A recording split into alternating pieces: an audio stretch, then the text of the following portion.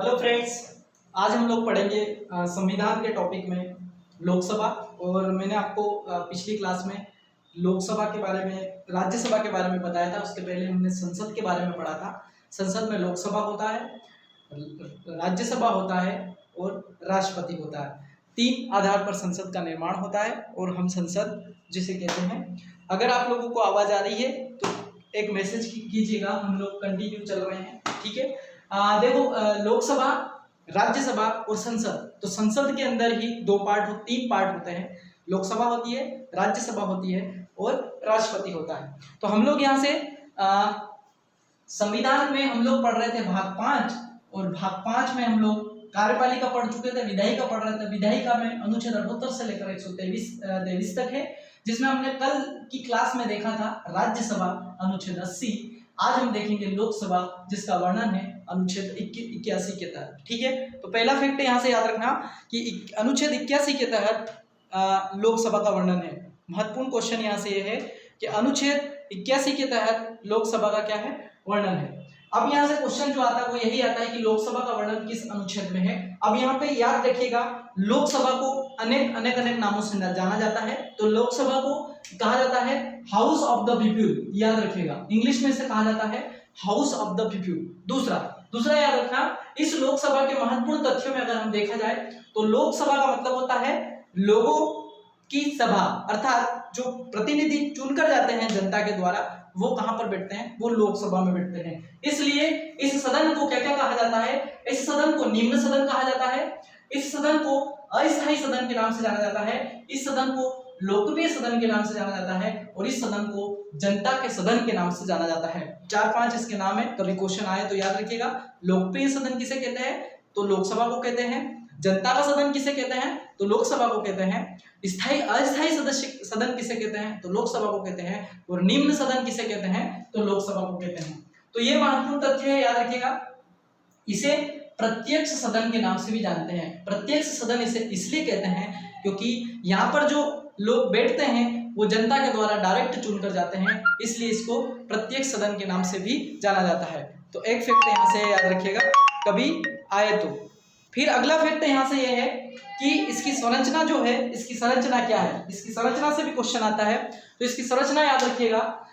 इसकी संरचना जो है, इसकी संरचना में 2026 तक इसकी जो संख्या है, अधिकतम संख्या जो है उसे 552 निर्धारित की गई है। इसकी अधिकतम संख्या कितनी निर्धारित की गई है, 552 निर्धारित की गई है, ठीक है। याद रखिएगा 2026 तक जो परिसीमन आयोग ने जो मतलब एक तरीके से डिसाइड कर रखा है, वो 2026 तक 550 अधिकतम इसकी संख्या है। तो अगर उससे क्वेश्चन आए तो याद रखना लोकसभा की अधिकतम जो संख्या है वो कितनी है, 552 है। इस 552 में याद रखना जो 552 है अधिकतम संख्या, इसमें से 550 तो जो है जनता के द्वारा चुने हुए रहते हैं, जबकि 2 जो रहते हैं वो अनुच्छेद 331 के तहत राष्ट्रपति के द्वारा मनोनीत किए हुए एंग्लो इंडियंस होते हैं। और एंग्लो इंडियंस वो लोग हैं जो पहले अंग्रेज थे, अभी भारतीय में परिवर्तित हो चुके हैं, अर्थात एक अंग्रेज या एक भारतीय जो है वो एंग्लो इंडियंस कहलाते हैं। तो अधिकतम 552 इसकी संख्या है,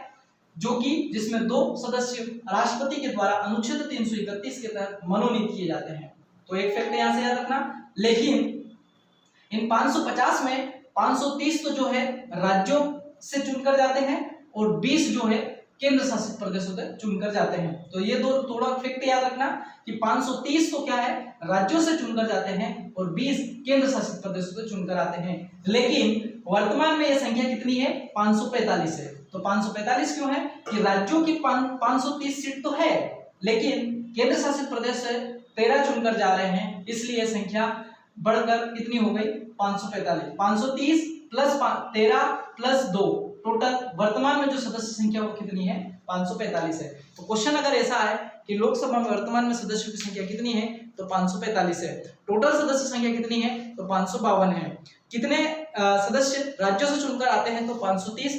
कितने सदस्य केंद्र शासित प्रदेशों से चुनकर आते हैं, केंद्र शासित प्रदेश में यह याद रखिएगा जम्मू कश्मीर, दिल्ली, पांडिचेरी, और अभी वर्तमान में दिल्ली में भी विधानसभा, जम्मू कश्मीर में भी विधानसभा, इसलिए वहां के भी सदस्य इनको ऐड किए जाएंगे। तो 530 प्लस 13 केंद्र शासित प्रदेश प्लस 2 एंग्लो इंडियन, और इस प्रकार से वर्तमान में जो सदस्य संख्या है वो है 545। तो कभी क्वेश्चन आए तो याद रखना वर्तमान में कितनी 545, टोटल कितनी है 552। दो प्रकार के फैक्ट बन सकते हैं।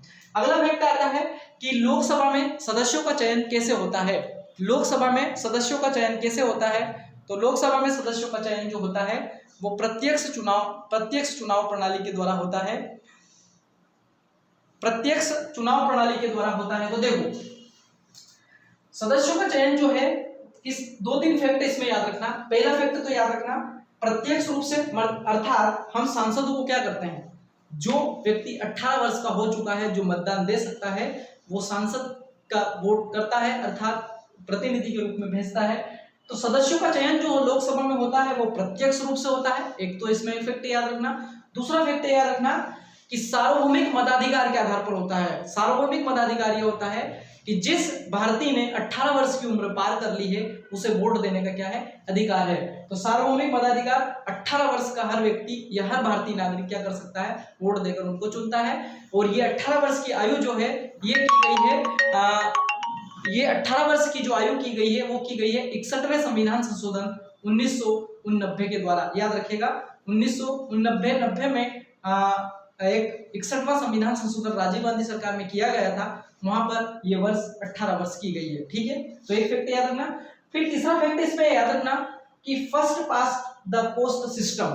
First past the post system, तो ये एक ऐसा सिस्टम है, याद रखिएगा, यहाँ पर जो सबसे अधिक वोट प्राप्त करता है उसे जीता हुआ माना जाएगा। मान लो कि हमने 4 व्यक्ति चुन लिए A B C D, तो 100 वोट में अगर हम सबसे ज्यादा देखें कि मान लो किसी को 26 मिल गए, किसी को हम देखें कि 16 मिल गए, किसी को 15 मिल गए, तो इसमें सबसे ज्यादा वोट जिसे मिले हैं वो ही प्रतिनिधि जीता हुआ माना जाता है। उसी सिस्टम को कहा जाता है first past the post system, कि सबसे अधिक वोट प्राप्त करने वाला व्यक्ति जीता हुआ माना जाएगा। जबकि राष्ट्रपति के आपने उसमें देखा होगा कि 50% से एक ज्यादा प्राप्त करने वाला ही जीत पाएगा, जबकि यहाँ पर ऐसा नहीं है। अगर मान लो 10 वोट है और 10 में से जिसको 3 मिले और किसी को 1-1, 2-2 मिले हैं, तो सबसे ज्यादा प्राप्त करने वाला यहाँ जीता हुआ माना जाता है। इसको बोला जाता है first past the post system.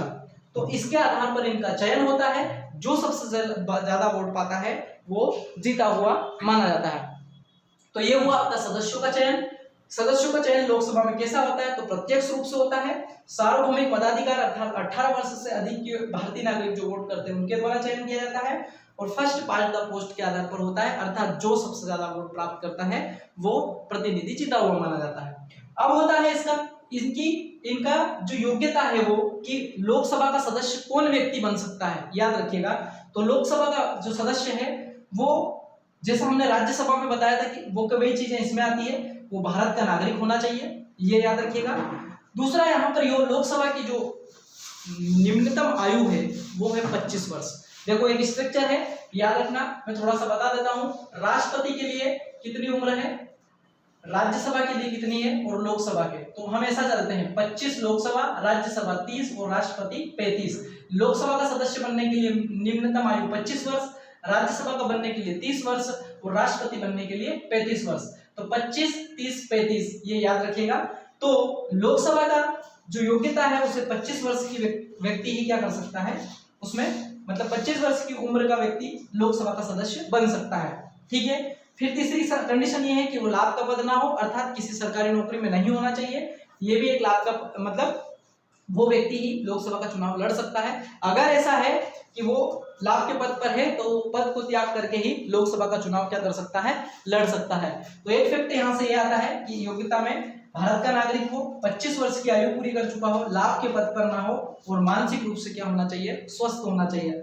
इसका मतलब ये है कि वो मानसिक रूप से दिवालिया या अस्वस्थ नहीं होना चाहिए। वो व्यक्ति लोकसभा की सदस्य बनने का क्या है, योग्यता रखता है। अब यहाँ से क्वेश्चन ये आता है कि प्रधानमंत्री बनने के लिए निम्नतम उम्र कितनी होती है। तो प्रधानमंत्री बनने के लिए निम्नतम उम्र जो है वो 25 वर्ष होना चाहिए। वैसे प्रधानमंत्री लोकसभा से भी बन सकता है और राज्यसभा से भी बन सकता है, लेकिन 25 वर्ष का व्यक्ति अगर सांसद बनकर लोकसभा में बैठ जाता है और अगर बहुमत दल के नेता के रूप में अगर उसको चुन लिया जाता है तो वो प्रधानमंत्री बन सकता है, अर्थात उसकी उम्र 25 वर्ष भी है तो प्रधानमंत्री बन सकता है। तो योग्यता में आप ये याद रखना, फिर जरूर ये क्वेश्चन आता है। फिर लोकसभा का कार्यकाल, तो जनरली देखा जाता है कि लोकसभा का कार्यकाल 5 वर्ष होता है। याद रखना, लोकसभा का कार्यकाल कितना होता है? 5 वर्ष होता है। लेकिन अनुच्छेद 85 में लिखा हुआ है कि अगर राष्ट्रपति ये चाहे कि लोकसभा में अगर बहुमत जो जिसके पास है वो बहुमत खो चुके हैं, तो राष्ट्रपति अनुच्छेद 85 का उपयोग करके लोकसभा को 5 वर्ष के पहले भी क्या कर सकता है? भंग कर सकता है। तो यहाँ से क्वेश्चन ये आता है कि लोकसभा का कार्यकाल कितना होता है? 5 वर्ष होता है। लेकिन किस अनुच्छेद के तहत राष्ट्रपति लोकसभा को भंग कर सकता है? तो अनुच्छेद 85 के तहत, अनुच्छेद 85 के तहत राष्ट्रपति अगर लोकसभा में बहुमत खो देते हैं तो राष्ट्रपति लोकसभा को क्या कर सकता है? भंग कर सकता है। तो यहाँ से एक फैक्ट ये याद रखना कि उसका कार्यकाल तो 5 वर्ष होता है, लेकिन बहुमत खोने की स्थिति में लोकसभा को विघटित भी किया जाता है, और ये विघटित राष्ट्रपति करता है। राष्ट्रपति किस अनुच्छेद के तहत करता है? तो अनुच्छेद 85 के तहत का इस लोकसभा को विघटित करता है। एक फैक्ट। अब 2-3 फैक्ट इस कार्यकाल से संबंधित है कि आपातकाल अगर लगा हुआ है, आपातकाल भी कौन सा? राष्ट्रीय आपातकाल, अनुच्छेद 352 अगर लगा हुआ है देश में, उस समय कंडीशन एक ये है, अनुच्छेद 83(2) के अंतर्गत, 83(2) के अंतर्गत कंडीशन ये है कि अगर आपातकाल लगा हुआ है तो लोकसभा का जो कार्यकाल है उसे 1 वर्ष तक के लिए बढ़ाया जा सकता है। कितना बढ़ाया जा सकता है? 1 वर्ष बढ़ाया जा सकता है, लेकिन राष्ट्रीय आपातकाल लगा होना चाहिए, अनुच्छेद 352 लगा होना चाहिए, तो ऐसा कार्यकाल बढ़ाया जा सकता है। लेकिन अगर मान लो 1 साल के बाद भी आपातकाल नहीं हटा तो 1 साल और बढ़ाया जा सकता है। 1 साल के बाद भी नहीं हटा तो फिर 1 साल और बढ़ाया जा सकता है। इस प्रकार से उसके कार्यकाल बढ़ाए जा सकते हैं, इसकी कंडीशन कोई लिमिट नहीं है। यहाँ पर ये ध्यान रखना कि अगर राष्ट्रीय आपातकाल के दौरान जो कार्यकाल लोकसभा का 5 साल होता है, लेकिन राष्ट्रीय आपातकाल के दौरान उसके कार्यकाल को लंबा बढ़ाया जा सकता है, ऐसा कहता है अनुच्छेद 83(2). ठीक, ये याद रखिएगा। अब इस कार्यकाल से संबंधित 2 फैक्ट और आते हैं, याद रखिएगा। 42वें संविधान संशोधन 1976 के तहत उस समय इंदिरा गांधी जी की सरकार थी, उन्होंने लोकसभा का कार्यकाल बढ़ाकर 6 वर्ष कर दिया था, ये याद रखिएगा। 42वें संविधान संशोधन 1976 के तहत इंदिरा गांधी जी प्रधानमंत्री के काल में लोकसभा का कार्यकाल उन्होंने संविधान संशोधन के तहत 6 वर्ष कर दिया था। लेकिन 1978 में 44वें संविधान संशोधन के तहत मोरारजी देसाई जी की जो सरकार आई, उन्होंने फिर से इसे 5 वर्ष का कार्यकाल कर दिया गया है। तो कभी यहां से क्वेश्चन आए किस संविधान संशोधन के तहत लोकसभा का कार्यकाल 6 वर्ष किया गया था, तो 42वें संविधान संशोधन के तहत किया गया था। और अगर क्वेश्चन आए कि 5 वर्ष का कार्यकाल किस संविधान संशोधन के तहत किया गया, तो 44वें संविधान संशोधन 1978 के तहत फिर से इसे क्या कर दिया गया? 5 वर्ष कर दिया गया मोरारजी देसाई की प्रधानमंत्री काल में। तो कार्यकाल से ये वाला क्वेश्चन आ सकते हैं, याद रखिएगा, बहुत महत्वपूर्ण है। कार्यकाल से संबंधित 5 वर्ष का होता है, उसको पहले विघटित कर सकता है राष्ट्रपति 85 के तहत, ठीक है। फिर अगर राष्ट्रीय आपातकाल लगा हुआ है तो उसके कार्यकाल को बढ़ाया जा सकता है, ये भी क्वेश्चन आता है। उसके कार्यकाल को कंटिन्यू बढ़ाया जा सकता है, कितनी बार बढ़ाया जा सकता है? 83(2) के तहत, इसका कोई निश्चित टाइम नहीं है, ठीक है। पहले कार्यकाल 5 वर्ष ही था, लेकिन इंदिरा गांधी ने उसे 6 वर्ष कर दिया था 42वें संविधान संशोधन के तहत, और 44वें संविधान संशोधन 1978 में इसे फिर से 5 वर्ष कर दिया गया है। तो ये कुछ फैक्ट याद रखना। अब चूंकि लोकसभा है तो लोकसभा में कुछ पद होते हैं जिसे हम अध्यक्ष और उपाध्यक्ष के नाम से जानते हैं। तो लोकसभा का अध्यक्ष और उपाध्यक्ष जो होते हैं उनकी जो शक्तियां हैं वो लोकसभा में किस प्रकार से कार्रवाई को संचालित करवाते हैं, इसलिए लोकसभा का एक अध्यक्ष होता है और एक उपाध्यक्ष चुना जाता है। तो यहां से याद रखिएगा, अध्यक्ष जो होता है और उपाध्यक्ष जो होता है वो जो लोकसभा के 552 सदस्य है, वर्तमान में जो 545 है, उसी में से इन सदस्यों का चुनाव किया जाता है। अर्थात एक सामान्य प्रस्ताव के द्वारा किसी भी व्यक्ति को जो सदस्य चाहे वो लोकसभा में एक अध्यक्ष और एक व्यक्ति को उपाध्यक्ष बना सकते हैं। तो जो लोकसभा का चुनाव होता है और लोकसभा की जो पहली बैठक होती है, उस पहली बैठक में ही जनरली इस लोकसभा के अध्यक्ष और उपाध्यक्ष का चुनाव कर लिया जाता है, ठीक है। तो लोकसभा के अध्यक्ष और उपाध्यक्ष का चुनाव लोकसभा के सदस्यों में से ही किया जाता है, जबकि आपने राज्यसभा में देखा था कि राज्यसभा का जो अध्यक्ष या सभापति होता है वो राज्यसभा का सदस्य नहीं होता है, मतलब उपराष्ट्रपति, जबकि यहाँ पर अध्यक्ष और उपाध्यक्ष दोनों ही लोकसभा के सदस्य के रूप में रहते हैं, ठीक है। तो याद रखना, लोकसभा के अध्यक्ष का जो कार्य है वो अनुच्छेद 93 से लेकर अनुच्छेद 97 तक, 93 से 97 तक उसकी पद और उसकी शक्तियों का वर्णन बताता है। कभी क्वेश्चन आए कि लोकसभा का पद और उसकी शक्तियों का वर्णन किस अनुच्छेद में है, तो 93 से लेकर 97 तक उसमें लोकसभा के अध्यक्ष का, उसकी शक्तियों का, उसका वर्णन किया गया है। ठीक है, तो आप ये भी चीज यहाँ से याद रख सकते हैं कि लोकसभा के अध्यक्ष और उपाध्यक्ष के कार्यकाल और उनकी शक्ति, उनके पद का वर्णन किस आर्टिकल में है, तो आर्टिकल 93 से लेकर 97 तक उसका वर्णन इसमें किया गया है। तो ये फैक्ट थोड़ा सा याद रखिएगा। अगला इसमें है कि लोकसभा किस प्रकार से राज्यसभा की अपेक्षा भारी है। तो देखो, एक तो भारी इसलिए है कि यहाँ पर प्रत्यक्ष रूप से जहां पर भी जनता बैठती है, अर्थात जनता के द्वारा चुने हुए लोग बैठते हैं, तो लोकतंत्र में जनता ही सबसे ज्यादा क्या होती है, पावरफुल होती है। इसलिए लोकसभा जो है वो राज्यसभा की अपेक्षा क्या है, पावरफुल है और बहुत सारी उसके पास शक्तियां हैं। तो लोकसभा की जो शक्तियां हैं या विशेष है वो ये है कि यहाँ पे एक चीज और मैं बता देता हूँ कि लोकसभा अध्यक्ष के पास क्या क्या पावर है। लोकसभा अध्यक्ष के पास क्या क्या पावर है, तो याद रखिएगा, लोकसभा अध्यक्ष जो होता है, लोकसभा अध्यक्ष वो अगर जो धन विधेयक प्रस्तुत किया जाता है, तो धन विधेयक कौन सा होता है उसको डिसाइड करने का जो एक तरीके से धन विधेयक, जो भी विधेयक आता है उसको धन विधेयक घोषित करना है, तो उसको घोषित करने की जो पावर है वो किसके पास है, लोकसभा अध्यक्ष के पास है। अर्थात धन विधेयक कौन बताता है कि ये धन विधेयक है, तो लोकसभा अध्यक्ष बताता है। पहला पावर तो लोकसभा अध्यक्ष का ये है। दूसरा पावर ये है कि जब कोई सा विधेयक पर ऐसी स्थिति बनती है कि दोनों सभाओं में वो पास नहीं हो पाता है, लोकसभा और राज्यसभा में, उस स्थिति में राष्ट्रपति अनुच्छेद 108 में संयुक्त अधिवेशन बुलाता है, लेकिन उसकी अध्यक्षता जो है वो लोकसभा अध्यक्ष करता है। तो यहाँ से क्वेश्चन ये आता है कि संयुक्त अधिवेशन कौन बुलाता है, तो राष्ट्रपति बुलाता है, लेकिन उसकी अध्यक्षता कौन करता है, तो उसकी अध्यक्षता जो है वो लोकसभा का अध्यक्ष करता है। तो दूसरा पावर यहाँ पर ये है। अब चूंकि संयुक्त अधिवेशन बुलाया जाता है तो उसकी अध्यक्षता कौन करेगा, लोकसभा का अध्यक्ष करता है। और तीसरी शक्ति यहाँ पर यह है कि मान लो लोकसभा में मतदान होता है और मतदान में निर्णायक मत की अगर स्थिति आ जाती है, अर्थात कि विपक्ष और पक्ष के बराबर वोट पड़े, मान लो 100 दोनों के वोट पड़ गए, उस स्थिति में निर्णायक मत देने का अधिकार लोकसभा अध्यक्ष का है। कि जब कंडीशन ऐसी बनती है कि पक्ष और विपक्ष में किसी विधेयक पर बराबर वोटिंग हो गई, उस समय निर्णायक वोट देने का अधिकार लोकसभा के अध्यक्ष के पास है। लोकसभा का अध्यक्ष उस समय क्या करता है, वोट करता है। तो तीसरी कंडीशन यहाँ से याद रखना कि लोकसभा के अध्यक्ष के पास क्या क्या पावर है, तो धन विधेयक घोषित करना, वही बताता है कि ये धन विधेयक है। दूसरा, संयुक्त अधिवेशन की अध्यक्षता करना, और तीसरा है निर्णायक मत देने का अधिकार। साथ ही लोकसभा में अनुशासनात्मक कार्रवाई, लोकसभा की कार्यवाही को संचालित करवाना, लोकसभा में किसको क्वेश्चन करना है, किसको क्वेश्चन करने के लिए खड़ा करना है, किसको अनुशासनहीनता के तहत बाहर करना है, ये सब डिसाइड लोकसभा अध्यक्ष करता है। याद रखिएगा, लोकसभा में निरंतर 60 दिन तक अनुपस्थित अगर कोई सदस्य रहता है तो उसकी सदस्यता समाप्त की जा सकती है, ये भी लोकसभा अध्यक्ष करता है। याद रखिएगा, ये भी कौन करता है, लोकसभा अध्यक्ष करता है। ऐसा एक एक बार हो चुका है, 2 बार लगभग ऐसा हो चुका है। इंदिरा गांधी को 1975 या 76 में लोकसभा अध्यक्ष ने उनको अघोषित सदस्य कर दिया गया था। ठीक है, तो ऐसा हो चुका है। अभी हाल ही में 2014-15 में भी बिहार के एक सांसद थे, उनको भी लोकसभा के सदस्य थे अघोषित किया था, इसलिए कि उन पर अपराध दर्ज हो चुका था, इसलिए। तो ये कौन डिसाइड करता है, लोकसभा अध्यक्ष डिसाइड करता है।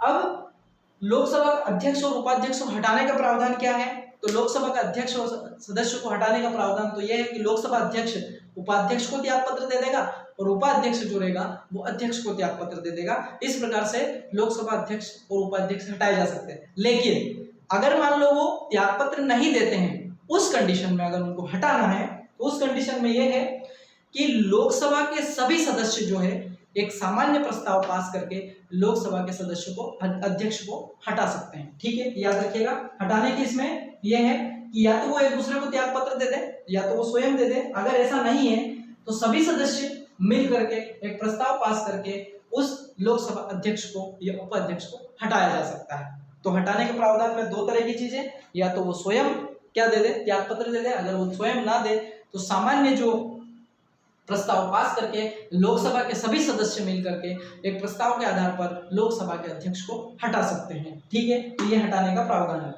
अब चूंकि राज्यसभा में आरक्षण जैसी कोई व्यवस्था नहीं थी, लेकिन लोकसभा में आरक्षण जैसी व्यवस्था है कि जो अधिकतम संख्या है ये 550, 552 और अभी वर्तमान में जो 545 है उसमें कितने आरक्षण या आरक्षित सीट वहां पर है, तो ये भी एक प्रावधान आता है। तो आरक्षण का प्रस्ताव लोकसभा के में ही है, राज्यसभा में नहीं है। तो याद रखिएगा अनुच्छेद 330 के अंतर्गत ये लिखा हुआ है कि लोकसभा में एसटी और एससी की जो अनुसूचित जाति और जनजाति की आरक्षित सीट कितनी है, तो इसका वर्णन किसमें है, अनुच्छेद 330 के तहत अनुसूचित जनजाति के टोटल सदस्य संख्या 84 है, अर्थात 84 अनुसूचित जाति की सीटें क्या है, पूरे भारत में आरक्षित है, और अनुसूचित जनजाति की जो सीटें हैं वो 47 आरक्षित है। ठीक है, 330 के अंतर्गत लोकसभा में 84 सदस्य जो है वो एससी के रिजर्व है और 47 सदस्य जो है वो जनजाति के रिजर्व है। तो ये किस अनुच्छेद के तहत है, अनुच्छेद 330 के तहत है। ठीक है, फिर अनुच्छेद 331 जो है, 331 में ये लिखा गया है कि राष्ट्रपति जो है वो 2 एंग्लो इंडियंस को लोकसभा में मनोनीत कर सकता है। तो ये आरक्षण संबंधी प्रावधान है। 84 एससी की सीट है, 47 एसटी की है, 2 एंग्लो इंडियंस की है। तो ये अनुच्छेद 30 और अनुच्छेद 330 और अनुच्छेद 331 ये दोनों फैक्ट यहाँ से याद रखिएगा, ये भी यहाँ से क्वेश्चन संभावना बनती है, आते हैं ये क्वेश्चन निश्चित रूप से। अगला फैक्ट इसमें जो है कि लोकसभा राज्यसभा से किस प्रकार से पावरफुल है, तो देखो लोकसभा में जनता के प्रतिनिधि के रूप में लोग मतलब सांसद वहां पर बैठते हैं, इसलिए लोकसभा जो है जो उससे बनने वाली जो मंत्री परिषद है वो मंत्री परिषद किसके प्रति उत्तरदायी है, तो इसके कुछ फैक्ट है कि उसकी शक्तियां हैं। तो यहाँ से शक्तियां याद रखिएगा, मंत्री परिषद जो होती है वो लोकसभा के प्रति क्या होती है, उत्तरदायी होती है।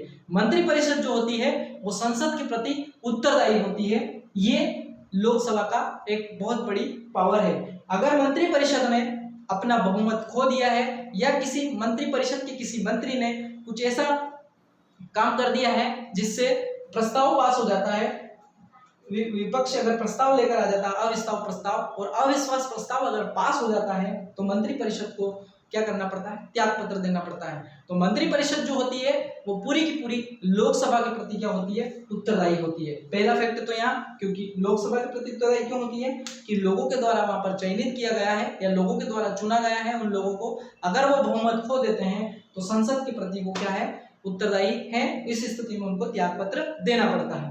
दूसरा है कि हमेशा जब भी लोकसभा के चुनाव होते हैं तो बहुमत साबित करना लोकसभा में ही होता है, राज्यसभा में कभी बहुमत साबित नहीं किया जाता। कहां पर साबित किया जाता है, लोकसभा में साबित किया जाता है। तो लोकसभा यहाँ पर भी पावरफुल है कि बहुमत हमेशा कहां साबित किया जाता है, लोकसभा में साबित किया जाता है, इसलिए लोकसभा में ही बहुमत साबित होता है। तो ये भी इस मामले में भी राज्यसभा से क्या है, पावरफुल है। 2 फैक्ट, एक फैक्ट यहाँ से याद रखना।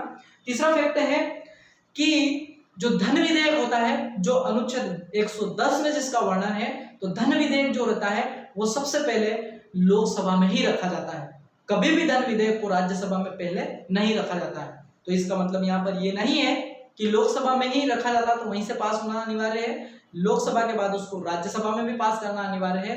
राज्यसभा में अधिकतम वो 14 दिन तक राज्यसभा उसे रोक सकती है। मैंने आपको राज्यसभा की शक्ति में कल इसे बताया था। तो निश्चित रूप से ये याद रखिएगा कि धन विधेयक को हमेशा कहां पर रखा जाता है, लोकसभा में पहले रखा जाता है। अगला फैक्ट यहाँ पर यह है कि जब किसी विधेयक पर संयुक्त अधिवेशन होता है तो संयुक्त अधिवेशन में जो इसकी अध्यक्षता करता है वो लोकसभा अध्यक्ष करता है। उस स्थिति में अगर आप देखो तो 545 सदस्य जो है वो लोकसभा के हैं और 250 वर्तमान में तो 245 है ये राज्यसभा के हैं। इस स्थिति में अगर देखें तो संयुक्त अधिवेशन में जो वोटिंग होगी तो वोटिंग सबसे ज्यादा पावरफुल किसकी रहेगी, तो लोकसभा की रहेगी। अर्थात लोकसभा जो है, लोकसभा संयुक्त अधिवेशन में क्या होती है, पावरफुल होती है, क्योंकि उसका पलड़ा वहां पर क्या होता है, भारी होता है। तो लोकसभा यहाँ पर भी क्या है, भारी पड़ती है। और एक अविश्वास प्रस्ताव है, जब विपक्ष कभी सरकार के खिलाफ अविश्वास प्रस्ताव लाता है तो अविश्वास प्रस्ताव उसको कहां पर लाना होगा, लोकसभा में ही लाना होगा।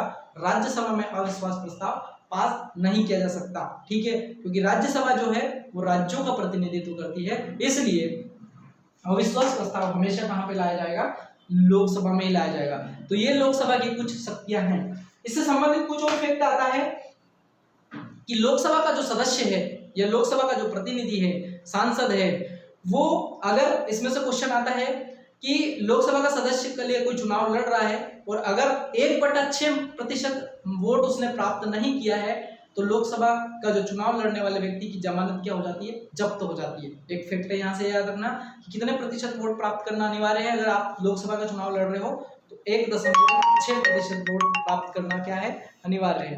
तो दूसरा फैक्ट यहाँ से ये आता है कि अगर लोकसभा का कोरम पूर्ण करना, मतलब लोकसभा की अगर बैठक हो रही है तो लोकसभा की बैठक के लिए कितने सदस्य की उपस्थिति जरूरी है। तो याद रखिएगा, जैसे मान लो 545 या 550 या 552 लोकसभा सदस्य हैं तो उसका 1/10 सदस्य का उपस्थित होना लोकसभा की कार्रवाई जब ही संचालित की जा सकती है। 1/10 अर्थात जैसे मान लो 550 है तो 54.5 यह कैसे 54.5% अर्थात 55 सदस्य की कोरम पूर्ण होने के बाद ही लोकसभा की कार्रवाई शुरुआत की जा सकती है। मतलब लोकसभा का जो एक तरीके से वो है वो कितना होना चाहिए, वो 55 सदस्य उपस्थित होंगे तभी लोकसभा की कार्रवाई शुरू हो सकती है। तो ये भी फैक्ट उसमें एक आता है, याद रखिएगा। फिर अगला फैक्ट यहां से ये है कि अगर हम देखें कि विपक्ष का एक नेता बनता है लोकसभा में, विपक्ष का नेता बनता है लोकसभा में, तो विपक्ष का नेता किसे बनाया जाता है, जो कि लोकसभा में सबसे बड़ा दल जो रहता है वो सरकार बनाता है, उससे कम प्राप्त दल जो सीटें प्राप्त करने वाला जो दल रहता है उसे उसका जो नेता रहता है उसे विपक्ष का नेता घोषित किया जाता है। ये विपक्ष का नेता कैबिनेट मंत्री के दर्जे का होता है और इसके लिए भी सदस्य संख्या है कि टोटल जो लोकसभा की सीट है उसका 1/10 सदस्यता सीट लाने वाले व्यक्ति को ही लोकसभा का नेतृत्व या नेता चुना जाएगा। अर्थात उसकी सीट कितनी होना चाहिए, 55 लोगों की सीट प्राप्त करने वाले दल को ही लोकसभा का विपक्ष का नेता चुना जा सकता है। तो ये कुछ फैक्ट और थे इसमें। ये पूरा का पूरा जो चैप्टर था हमारा लोकसभा का चैप्टर था। निश्चित रूप से आप लोगों को इसकी बहुत सारे फैक्ट यहाँ से समझ में आए होंगे। कई सारे क्वेश्चन लोकसभा के सदस्य से या लोकसभा से आते हैं, तो मुझे उम्मीद है कि आप लोगों को चीजें समझ में आई होगी और इसी प्रकार से आप संविधान के नए चैप्टर के लिए हम कंटिन्यू क्लास कर रहे हैं। आप इस क्लास से जुड़ते रहिए और अगर आपको किसी प्रकार की कोई प्रॉब्लम हो तो निश्चित रूप से आप क्वेश्चन कर सकते हैं। तो आज की क्लास को हम यहीं पे समाप्त करेंगे। तब तक के लिए आप घर पे रहें, स्वस्थ रहें, अपना ध्यान रखें। जय हिंद, जय भारत।